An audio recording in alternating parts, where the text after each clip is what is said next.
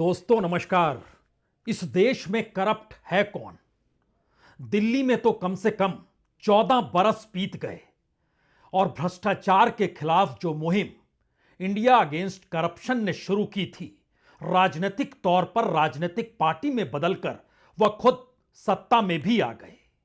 तो 2011 और 2025 संयोग ऐसा है कि कल चुनाव का रिजल्ट आना है और यह तय होना है कि 2011 में जिन्होंने जन लोकपाल की मांग करते हुए खुले तौर पर यह कहा था कि इस देश के भीतर में हर राजनीतिक सत्ता और हर ताकतवर शख्स उसके खिलाफ कार्रवाई करने की ताकत जन लोकपाल के नाम पर होनी चाहिए।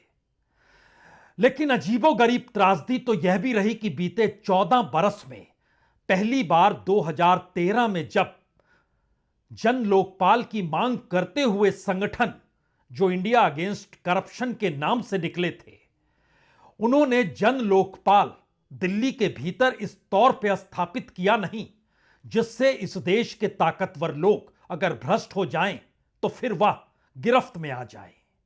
और जिस सरकार ने यानी जाती हुई उस दौर की कांग्रेस सरकार और पार्लियामेंट जिसने कहा था कि जन लोकपाल बिल लेकर आएंगे, लेकिन तमाम बातें धरी की धरी रह गई।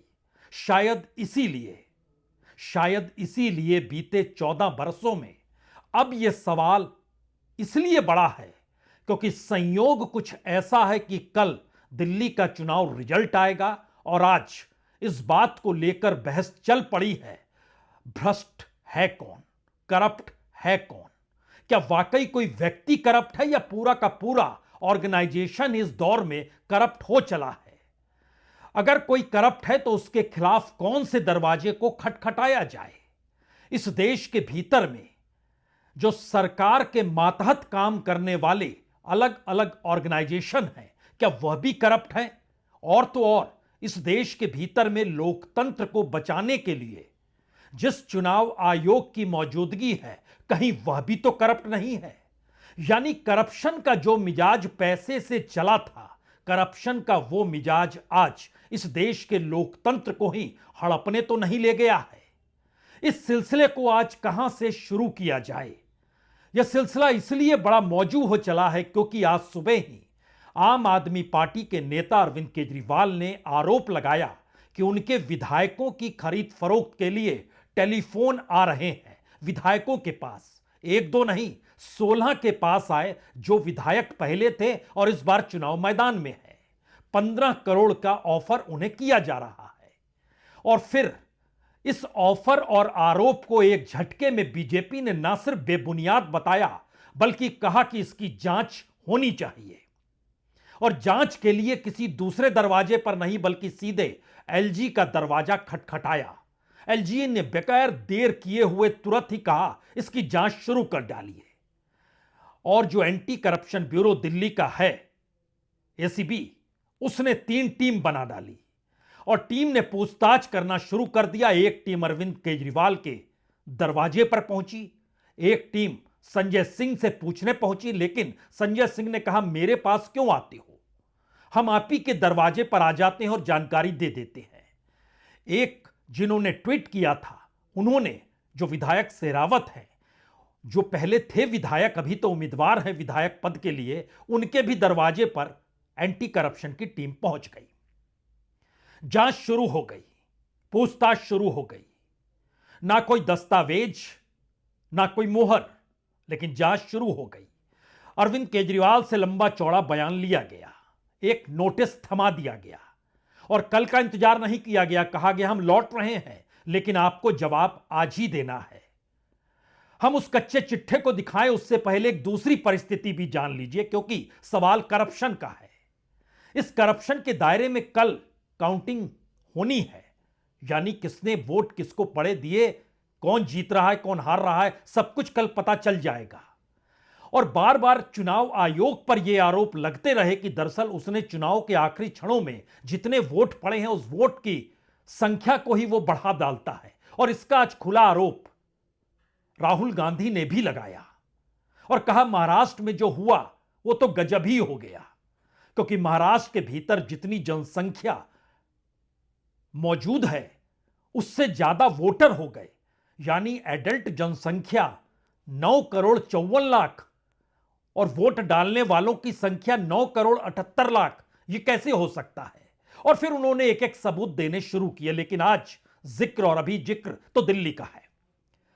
तो दिल्ली के भीतर अरविंद केजरीवाल ने जो 17C फॉर्म मिलता है, यानी जिन जिन बूथों पर जो जो बूथ को संभालने वाले पार्टी के लोग होते हैं, उसमें चुनाव आयोग के अधिकारी उस पर हस्ताक्षर करते हैं और बतलाते हैं कि इस बूथ में इतना वोट पड़ा है, यानी उससे कम या ज्यादा गिनती नहीं हो सकती है जो पहले हुई।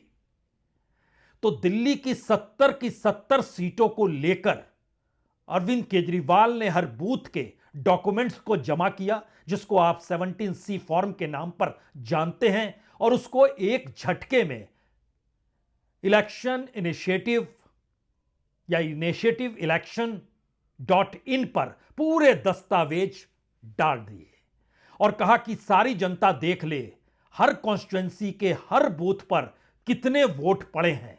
यानी चुनाव आयोग की गर्दन यह कहकर पकड़ ली कि देखिए, कल आप कुछ गड़बड़ी मत कीजिएगा, और जो 17C फॉर्म आप ही ने दिया है और जिस पे हस्ताक्षर हैं वहां पर मौजूद बूथ पर बैठे हुए अधिकारी के और वहां पर जो इलेक्शन कमीशन का रिप्रेजेंट करने वाले अधिकारी हैं, तो गड़बड़ी मत कीजिएगा।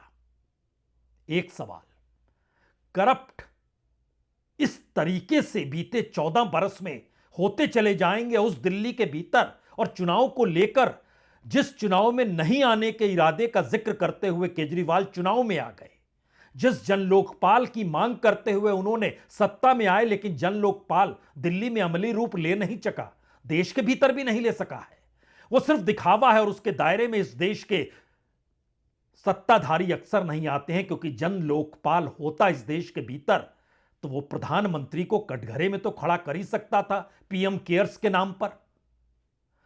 ऐसी बड़ी सारी लंबी फहरिस्त है इस देश में भ्रष्टाचार कैसे किस रूप में होता है। लेकिन सवाल तो यह है, करप्शन के आरोप पॉलिटिकल तौर पे लगते थे या ऑर्गेनाइजेशन के तौर पर लगे? और इस दौर में ऑर्गेनाइजेशन भी करप्ट हो गए और पॉलिटिकल पार्टियां भी करप्ट हो गई, और होते होते इस देश में जिनको जांच करनी है वह भी क्या करप्ट हो गए? तो आइए जरा इस सिलसिले को सिलसिलेवार तरीके से ही खोला जाए। पहला सवाल तो यह है कि करप्शन का आरोप विधायकों की खरीद फरोख्त का आम आदमी पार्टी ने लगाया, और उसके बाद आम आदमी पार्टी के नेता अरविंद केजरीवाल को नोटिस थमा दिया गया। इसमें 4 बातें लिखी हुई हैं। इस नोटिस में लिखा हुआ है, क्या आप मान रहे हैं कि 16 लोगों को टेलीफोन किए गए? जो जिक्र आप कर रहे हैं आप पुष्टि करते हैं, और अगर पुष्टि करते हैं तो उसके सबूत दे पाएंगे आप? उन सभी टेलीफोन नंबर को दे पाएंगे आप?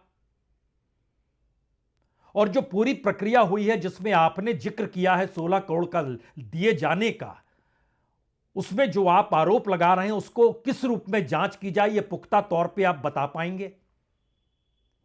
हमें लगता है एक क्षण के लिए पहले इस नोटिस को ही आप देख लीजिए।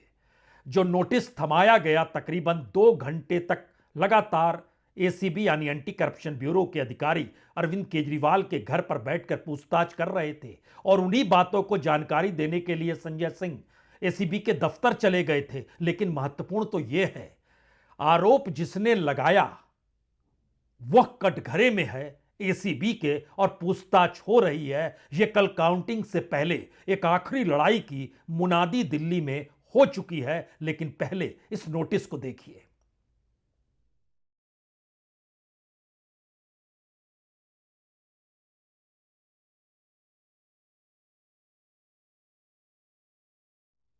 अब इस नोटिस को देखकर आप यह सवाल तो पूछ ही सकते हैं, अगर एंटी करप्शन ब्यूरो एक बना है और उसके अधिकारी ही अगर करप्ट हो जाएं तो फिर कोई क्या करेगा? दूसरा सवाल भी है, एंटी करप्शन ब्यूरो जो आरोप लगा रहा है उसको नोटिस थमा रहे हैं, लेकिन जिस पर आरोप लगाया जा रहा है उसको नोटिस नहीं थमा रहे हैं। यह दूसरा सवाल। तीसरा सवाल, इस दौर में क्या किसी पॉलिटिकल पार्टी के नेता जब कोई आरोप लगाते हैं तो उसके बाद दिल्ली की सुरक्षा का दायरा तो गृह मंत्रालय के अधीन है, तो ऐसे में एलजी निर्देश दें और गृह मंत्रालय का ठप्पा लगा हो और वो दोनों अगर बीजेपी से जुड़े हुए हों और आरोप बीजेपी पर लगाया जा रहा हो, तो फिर न्याय का रास्ता कैसे खुलेगा और कौन खोलेगा? यह तीसरा सवाल है। इन तीन सवाल के दायरे में एक बात छुपी हुई है कि कल चुनाव के परिणाम आने से पहले यह एक आखिरी लड़ाई की शुरुआत हो चुकी है। एक ऐसी लड़ाई जिसमें अरविंद केजरीवाल यानी आम आदमी पार्टी अगर चुनाव हारती है तो पटाक्षेप तय है। उस राजनीति का जिसने 14 बरस पहले दिल्ली के रामलीला मैदान में हुंकार भरी थी, एक ऐसी हुंकार जिसके जरिए इस देश में करप्शन को पूरे तरीके से खत्म करने की राजनीतिक मुनादी हो रही थी, पार्लियामेंट तक ठहर गई थी। उस दौर में 2014 में इस देश ने एक राजनीतिक परिवर्तन देखा। उस राजनीतिक परिवर्तन से ऐन पहले अगर आप याद कीजिएगा तो दिल्ली के एंटी करप्शन ब्यूरो और अन्य आंदोलन के लोग जो थे वह गुजरात में गए थे गुजरात मॉडल का सच दिखाने के लिए। उस समय देश के प्रधानमंत्री उस राज्य के मुख्यमंत्री थे। गुजरात मॉडल आज की तारीख में भी एक रहस्यमयी चीज है, ठीक वैसे ही जैसे दिल्ली मॉडल भी इस चुनाव के वक्त में एक रहस्यमयी मॉडल के तौर पर रहा, जहां का मुख्यमंत्री रईसों के समान एक शीश महल क्या बना चुका है। रहस्यमय इस तौर पर रहा क्या वाकई इस देश के भीतर मोहल्ला क्लिनिक काम नहीं करते हैं। रहस्यमय रहा क्या वाकई दिल्ली के भीतर 9वीं की परीक्षा के बाद 10वीं के परीक्षा छात्र वही दे पाते हैं जिनका रिजल्ट ठीक हो, बाकियों को रोक दिया जाता है सरकारी स्कूलों में, क्योंकि यह एक शिक्षा का मॉडल दिल्ली है जो आरोप प्रधानमंत्री मोदी ने अपने सार्वजनिक रैली में लगाया। रहस्यमयी है दिल्ली मॉडल, रहस्यमयी है गुजरात मॉडल, और लड़ाई दिल्ली के भीतर क्या गुजरात मॉडल और दिल्ली मॉडल की है, या फिर इससे हटकर जो सवाल उठ रहे हैं इस देश के भीतर चुनाव को लेकर, जिसमें करप्शन का दायरा कहीं ना कहीं बिफर कर पहली बार चुनाव आयोग को गिरफ्त में ले रहा है। यह सवाल इसलिए बड़ा है क्योंकि आज महाराष्ट्र के दो नेता, शिवसेना उद्धव ठाकरे की और एनसीपी शरद पवार की और राहुल गांधी, तीनों बैठकर जब प्रेस कॉन्फ्रेंस कर रहे थे तो उसमें कॉन्स्टिट्यूएंसी दर कॉन्स्टिट्यूएंसी का भी जिक्र हुआ और उसमें नागपुर के करीब की कॉन्स्टिट्यूएंसी कामठी का जिक्र हुआ और उसमें बताया गया कि कामठी में विधानसभा के भीतर जो बीजेपी के प्रदेश अध्यक्ष बावनकुले वह चुनाव जीत गए और उनको जितने वोट मिले उतने वोट चुनाव आयोग ने लोकसभा चुनाव के बाद विधानसभा चुनाव से पहले जोड़ डाले। यानी वोटों की संख्या भी कैसे बढ़ जाती है, यह एक संदेहास्पद परिस्थिति पैदा हो गई और यहीं से यह भी सवाल निकला कि अगर हरियाणा और महाराष्ट्र में यह हुआ है तो दिल्ली में भी तो लोकसभा के बाद विधानसभा चुनाव में कमोवेश हर महीने 1 लाख वोट का इजाफा कैसे नजर आ रहा है। 8 लाख वोट बढ़ गए, तो गड़बड़ी तो यहां भी हुई होगी। यानी करप्शन का दायरा लोकतंत्र के रक्षक चुनाव आयोग को भी अपनी गिरफ्त में ले लेता है और यह सवाल बड़ा हो जाता है तब इससे निपटे कैसे। लोकतंत्र तो पारदर्शी होता है, उस पर निगरानी रखने वाला संस्थान तो और ज्यादा पारदर्शी होना चाहिए, लेकिन चुनाव आयोग ने लोकसभा चुनाव के वक्त भी तकरीबन 5.5 करोड़ वोट कैसे 7 चरणों में बढ़ते चले गए, जवाब नहीं दिया। महाराष्ट्र के भीतर जहां पर लोगों ने कहा हम अपने गांव के लिए ही परीक्षण कर लेते हैं कि 2 वोट डाले हैं वो हम वोट डालते या नहीं डालते, एक बार बैलेट पेपर से देख लेते हैं, उसको भी डालने की इजाजत नहीं दी गई। यानी आत्म परीक्षण की इजाजत भी इस लोकतंत्र के भीतर जहां चुनाव शब्द आ जाए नहीं है। तो इसकी एक काट दिल्ली के चुनाव को लेकर अरविंद केजरीवाल ने निकाली। उन्होंने 70 के 70 उम्मीदवारों से कहा कि आपके पास जो 17C फॉर्म है उस फॉर्म को ले आइए, हम उसे अपलोड कर देते हैं। और उन्होंने एक साइट बनाई, उस पे सारे 17C फॉर्म अपलोड कर दिए, सिलसिलेवार तरीके से किए, बताया कि देखिए इतने वोट इस कॉन्स्टिट्यूएंसी में हैं और इस कॉन्स्टिट्यूएंसी में जो 17C फॉर्म आकर बूथ के बूथ देखते चले जाएंगे तो उसमें हर बूथ का आपको नंबर मिल जाएगा। मसलन नई दिल्ली से अरविंद केजरीवाल खड़े हैं, वहां पर तकरीबन 1,08,764 वोट है और 123 जगह पर वोट पड़े, यानी 123 ईवीएम में वोट डाले गए। हर का उन्होंने 17C फॉर्म निकाला और अपलोड कर दिया कि कल कोई गड़बड़ी होनी नहीं चाहिए। यानी खुले तौर पर जनता के बीच बातें आ गई, यानी जो काम इस देश के भीतर चुनाव आयोग को करना चाहिए, उस चुनाव आयोग के जरिए कोई गड़बड़ी ना हो जाए, इसको लेकर विधानसभा चुनाव में राजनीतिक दल आम आदमी पार्टी इसको कर रही है अपनी बात को लेकर कि 17C फॉर्म यह कहता है। आप देख लीजिए किस तरीके से फॉर्म डाले गए हैं। मसलन नई दिल्ली के भीतर जो अरविंद केजरीवाल की कॉन्स्टिट्यूंसी है, उस कॉन्स्टिट्यूंसी के तमाम हमने फॉर्म डाउनलोड किए, लेकिन एक छोटा सा हिस्सा देख लीजिए, इस तरीके से ये फॉर्म डाउनलोड किए गए हैं।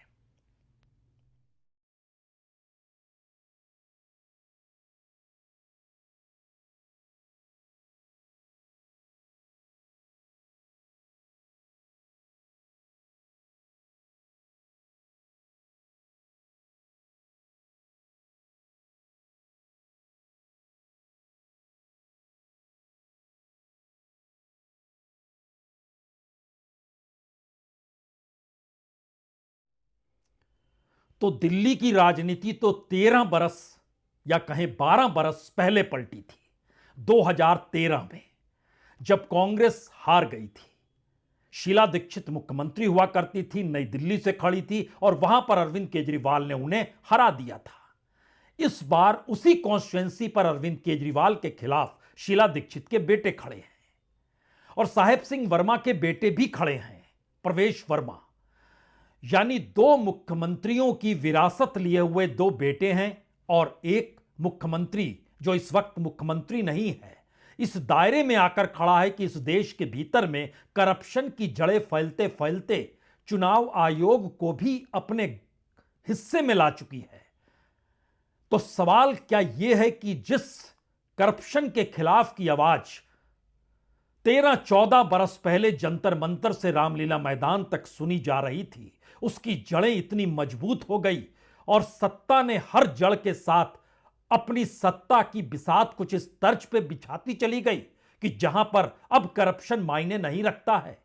क्योंकि इस दौर में अगर आप फाइलों को खोजिएगा और फाइलों को टटोलना शुरू कीजिएगा, हमने जिक्र आपसे किया था पीएम केयर्स का, हमने आपसे जिक्र इस बात को लेकर भी करते हैं कि इस दौर में करप्शन को लेकर जो केंद्र सरकार पर आरोप लगने चाहिए थे, वो आरोप इसलिए भी नहीं लगे क्योंकि सीएजी करप्ट हो गया।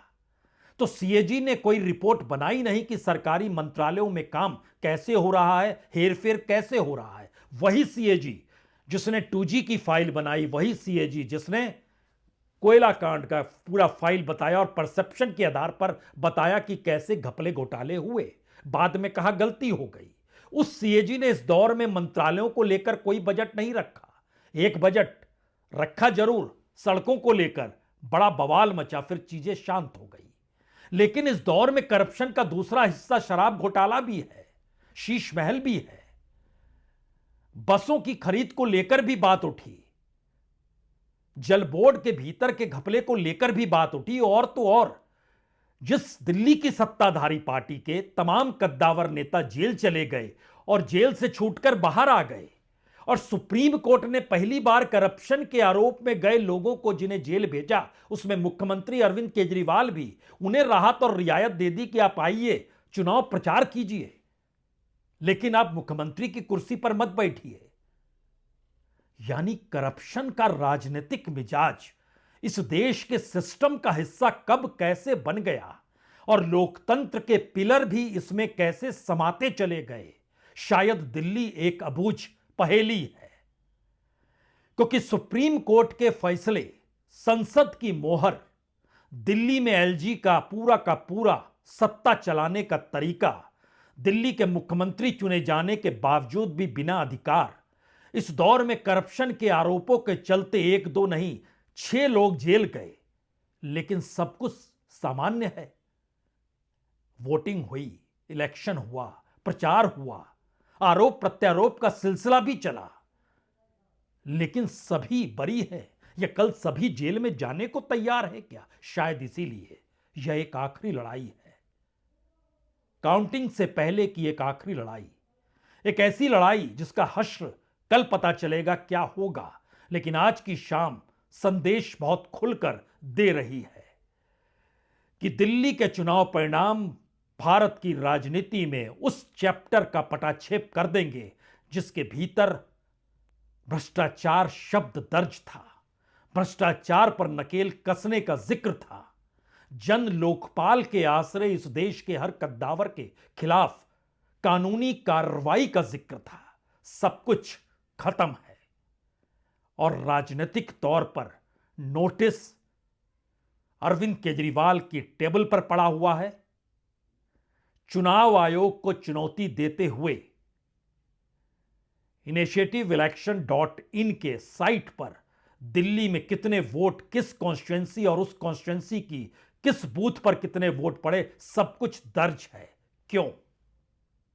क्योंकि भ्रष्टाचार नहीं, इसे सत्ता का वो नेक्सस कहते हैं, जिस नेक्सस के दायरे में सिस्टम भी छोटा पड़ जाए और लोकतंत्र के पिलर खोखले से नजर आने लग जाएं।